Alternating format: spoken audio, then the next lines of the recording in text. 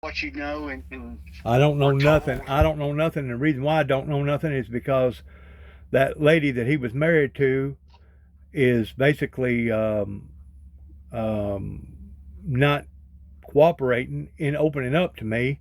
A matter of fact, I didn't even have no say so over none of the funeral arrangements pertaining to what color a casket or whether or not we was going to put him in a suit or what color suit. I was just totally left out of everything. And I Okay. feel like that's very disrespectful, her knowing that that's my only child. Yeah, yeah, no, well, I can see what you're saying, where you're coming from. I was under the assumption that y'all did make it there at the funeral, but you never did introduce yourselves to me. No, we did make it, Dennis, and as far as we we we crossed paths with Nick out on the jobs, and I talked with them about doing this project for us. Yeah. And when we get there, I mean, as far as what I'm saying is, we didn't know anybody except the salesman that Nick went to work with, Jim, and then Sean, the cousin. That's all we knew, and nobody pointed anything out to us Well, other that than that truck, that truck originally belonged to Brundage and Bone, and they was leasing it, but they owned the leasing company. okay. That sounds right. Okay, that way if something ever happens, they'll keep them separated if there's a legal issue. You know what I'm saying? Yes, sir.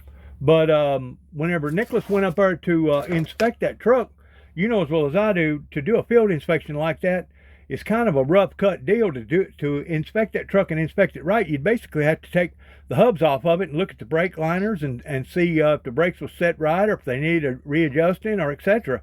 And I tend to wonder if maybe something was wrong with that truck. I that's Dennis. That's news to me. I mean, I'm not saying that's not right. Um, I mean, I did speak with Nick, and he said everything looked good I out did there. too. I did too. I was talking to him the whole time. I was basically micromanaging him whenever he was walking around the truck and he's saying, "Well, Dad, this looks good. Dad, that looks good." I go, "What tires look like?" He said, "Well, it's got name brand tires on it." You know.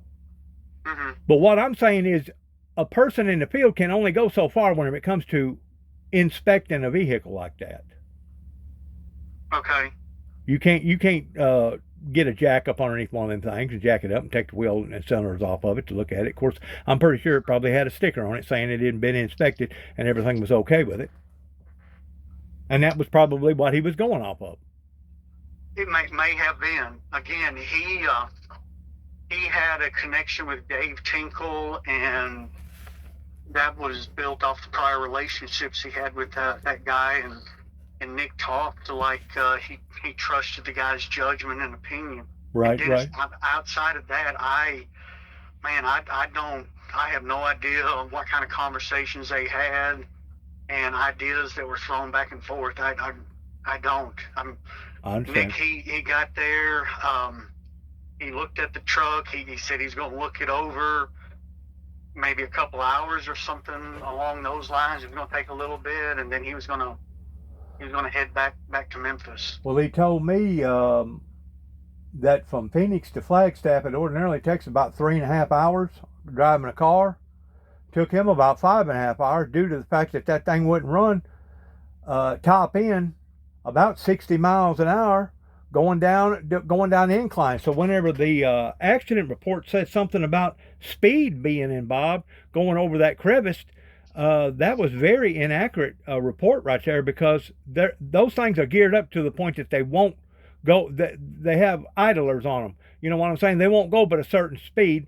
And of course, if you know anything about them, which you probably do, there was no way that he was speeding whenever he come up over that crevice.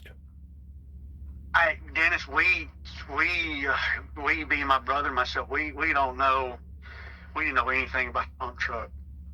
And What I'm saying is what the Oklahoma State Trooper accident report said that he was speeding, and I guess they put down that he was distracted. Maybe I don't know. yeah, Now, I got a report, feedback a little bit about that. That he was speeding and potentially distracted. And that's all I've gotten. I've requested other documents. I haven't gotten anything. Right. Well, I just got to putting in a request myself to get the actual Oklahoma State Trooper report. I haven't yet sent in yet for the forensics to see what was in his bloodstream, in which I don't think he was intoxicated or any of the above. I mean, Nicholas was a very manageable, responsible human being, especially when it comes to work ethics. Well, I had just spoken to him within the hour of the accident. He was going through Oklahoma City, and this was just on the other side of Oklahoma City. And Nick sounded fine to me. He's perfectly fine. Yeah. Very coherent. Yeah. So now that's not saying I know his habits and tendencies, Dennis. But I mean, as far as the conversation on the phone and speaking with the guy, yeah, he sounded fine. Yeah, I understand. Well, he tried to contact me about 13 or 14 minutes right before he had the accident. And in a way, I kind of beat myself up in a way towards not answering the phone because I didn't hear the phone because I'm way out here in the country, and sometimes the phone will come through and sometimes it won't, depending upon how the tower is. But I got to thinking about it later, and I'm thinking, well, you know, I'm kind of glad that I wasn't talking on the phone, because if he was talking on the phone and he had that accident and gotten killed like that, then I'd have had that guilt on my trip towards having to feel guilty about his death. Yeah, no, I get that. But he was an excellent individual. Not to say that he was a saint or a perfect individual. We all got our good qualities and bad qualities, but to see his life taken like that at the age of 46, man, that just set me back. Well, it was a blow to us. I mean, was he trying to get this truck back to get us up and going? And you know, Dennis, I was expecting him. See, I'm thinking this was a Thursday. I was expecting him Friday after lunch, or mid afternoon, and he said he would be able to make it in the AM to meet a guy that he had hired to get him up to speed on training. Right. I mean, well, y'all had a relationship with Nicholas prior to this, right? Yes, sir. He was with Brundage Bone, right, when he was in Memphis, and he would operate a pump truck on a job. I mean, numerous jobs with he and Jim. Right. I mean, we knew him through Jim years before, and according to what he told me, I don't mean to be cutting in, but according to what he told me, that he was down in some sort of Dallas, Texas at a seminar. Is that right? That's right. And y'all approached him with a proposal. That's right. How it started was he called me. I don't know if he was double checking his contacts, but he called me, and this was weeks before that. Right. Maybe a month, 6 weeks, maybe 2 months, and nonetheless, you know, I'm like, you know, we were just talking about you, Nick, because we think we're going to try to do this pump truck again. And I don't know if he told you, but I talked with Nick 3 or 4 years ago about coming and helping us and helping us getting started with the pumping business. Right. But up until all that time, y'all basically just been finishers, right? That's right. We set up and place and finish. Right. I've went by your facility. I've checked you out. Yeah, I mean, we were just looking to get a pump truck so we have more power and control over how and when we do our work. Sure. Of course, you got a lot of competition. Just, I mean, less than probably 150 yards there from you. Oh yeah.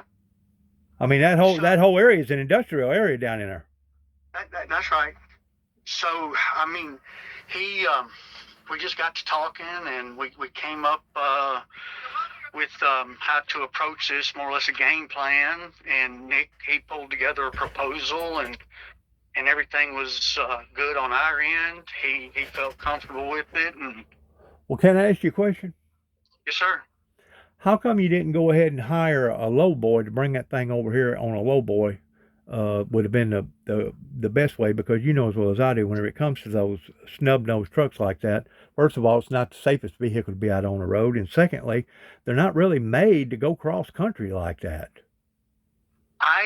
We left that up to Nick, the decision on that.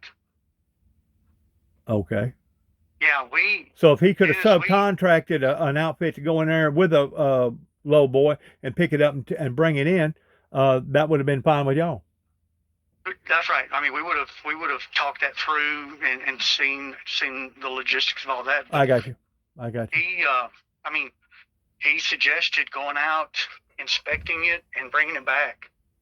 And I mean, I know that's a big rig truck to drive cross country, but I don't know the ins and outs of how they move those trucks around. Well,